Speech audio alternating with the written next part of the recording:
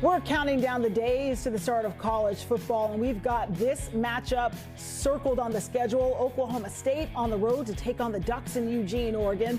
You can watch that game on CBS and streaming on Paramount Plus at 3:30 on September 6th.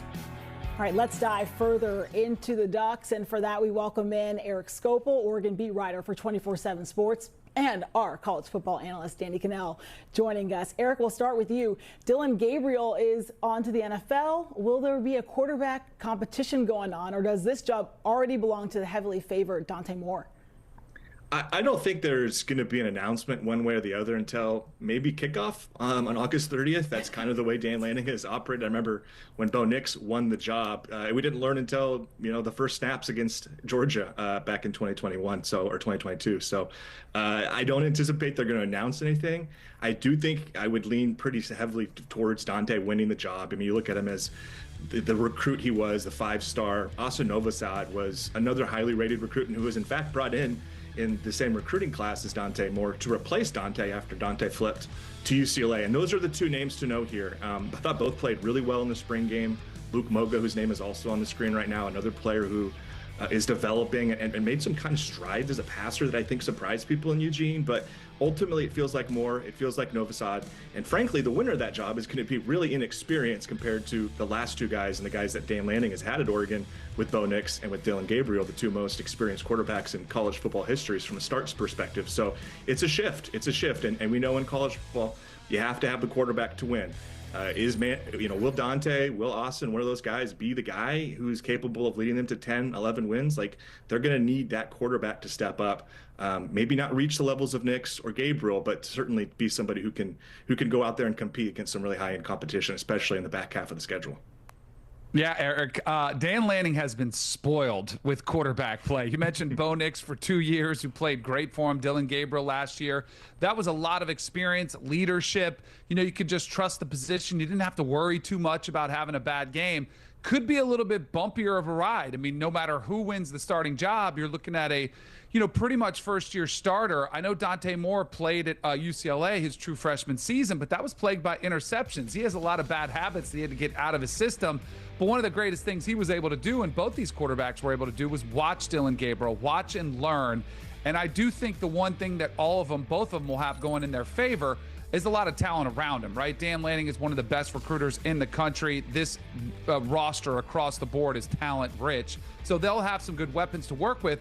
What I'm curious to see with Will Stein and the system that they're going to run, do they take some of the workload off of the quarterback's shoulders? Do they try to get a little bit more run-based, run-heavy out there in Eugene and try to take that pressure off those young quarterbacks? But you can't do that all season long. At some point, they're going to have to, air it out somewhat. But early to start the season, Montana State, you can get your feet wet. Probably both will play. But I would expect they want to know who their guy is before they face off on CBS against Oklahoma State. And just following up on that, Danny, because that's a good point in terms of simplifying the offense. Will Stein's offense is already pretty quarterback friendly, right? Like a lot of screen game, a lot of stuff underneath. They get, Dillon Gabriel and Bo Nix were both kind of known as check down merchants. And whether that was, accurate or not, that's the reputation. And so for a quarterback like Dante or Austin, who are coming in here who are relatively green, I think you feel like this system is at least in place. And you mentioned the talent around them, and we'll talk about some of those players later. It's for where whoever it is, the younger quarterback will be able to handle it a little bit easier than maybe other systems around the country. And that, I think, has been one of the things that Dan Lanning has done so well with early here is, yes, he's had these talented, these experienced quarterbacks. Bo went and had a great NFL rookie season, but I think it's already a system that favors the quarterback that is easier to manage than maybe some other ones. Like you guys talked about, they've been spoiled with quarterbacks. They've also kind of been spoiled with defense, too. When you look at that line, Oregon lost 3 starters to the NFL, but Amari Washington and Bear Alexander, they're still there. And it seems like maybe they've got the right pieces to not have a drop-off in production. What do you think, Erik? Yeah, that's one of my big questions. And the spring game was extremely encouraging. I think they had 8 sacks credited, a lot of those from guys whose names we haven't heard called very much. And that's really the thing that I'm curious about is you mentioned that they brought, Amari Washington's back. Bear Alexander, they brought him in from USC. That was the only transfer addition on the defensive line. And you noted it there. Jordan Birch went in the 3rd round. Jamari Caldwell went in the 3rd round. Derek Carman went in the 1st round. Like they've lost some really talented guys up front. And the question for me is like, they clearly trust some of these young players that they've signed the last couple cycles. I don't know if there are many schools in the country who've had better success in adding big-time defensive line targets.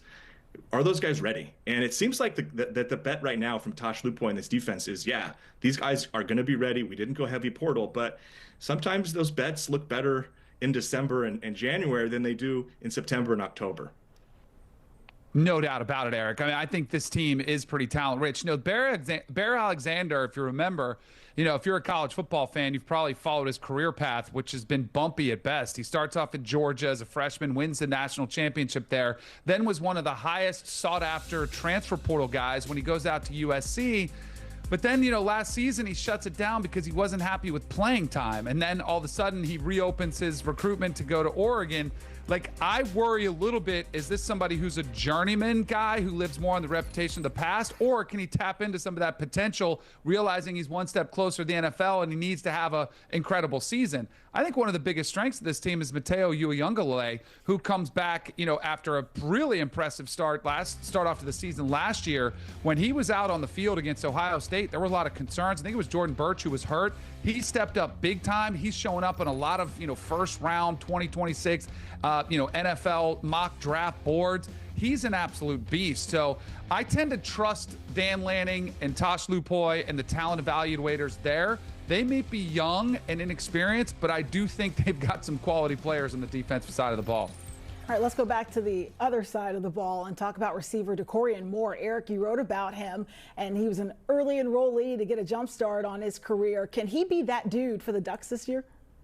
I think it's interesting because Dan Lanning has basically zero history of playing true freshmen, and I think no history of starting true freshmen in a regular season game. Like, the only true freshmen who've started were Mateo Uyunglele, who Danny was talking about a moment ago, and Iapani Lalalu, their center. And those were in, like, bowl games when everybody else had sat out. So, like, there's not much track record of Dan Lanning playing these guys or starting these guys, but DeCorian feels like kind of that rare guy. Like, I think the fact that they haven't played freshmen in the past has been more about those players and maybe the depth on the team and the talent they had in upperclassmen, and less about a player of like DeCorian Moore and like there being some sort of impasse for why he can't play. Like, this is a really talented player, a top 10 player nationally, top receiver in the country, the second best recruit Oregon has signed. My expectation is this guy's going to make plays and be involved in it. I don't think you want to set up expectations of like Jeremiah Smith, who Oregon fans unfortunately know all too much about, in terms of like what what you should expect in year one. But you look at this guy, he's got all the skill set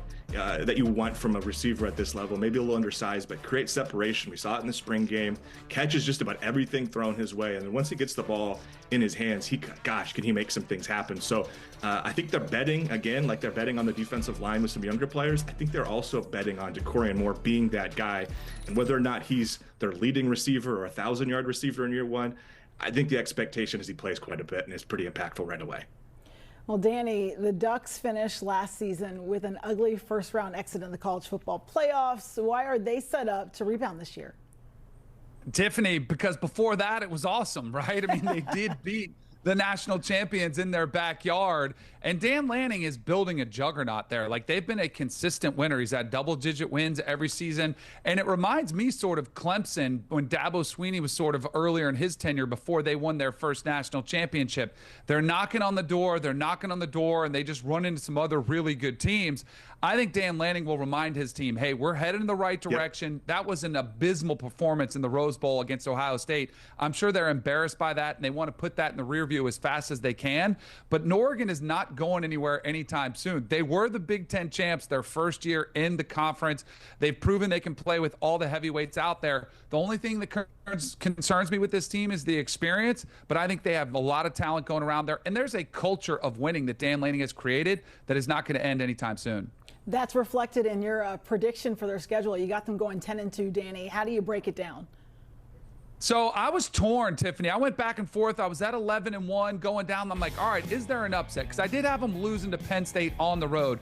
Whatever quarterback is going to be there, it's Happy Valley's insane. It's going to be an absolute bonkers atmosphere.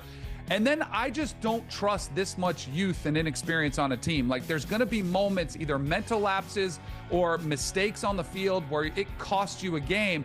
And I was looking at the very last season because I think they'll be in a really good position entering that last one, 10-1.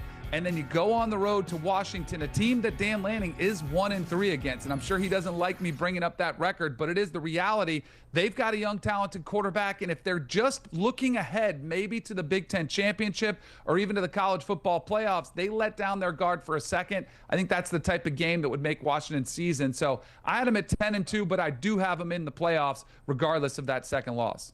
All right, we'll see how it all plays out. Erik and Danny, thank you so much for the insight. All right, what we do know is that the Ducks are tough to beat at home. They currently have the third longest unbeaten streak at home in the nation with 15 straight wins and some good company there. We will be right back here on HQ Spotlight.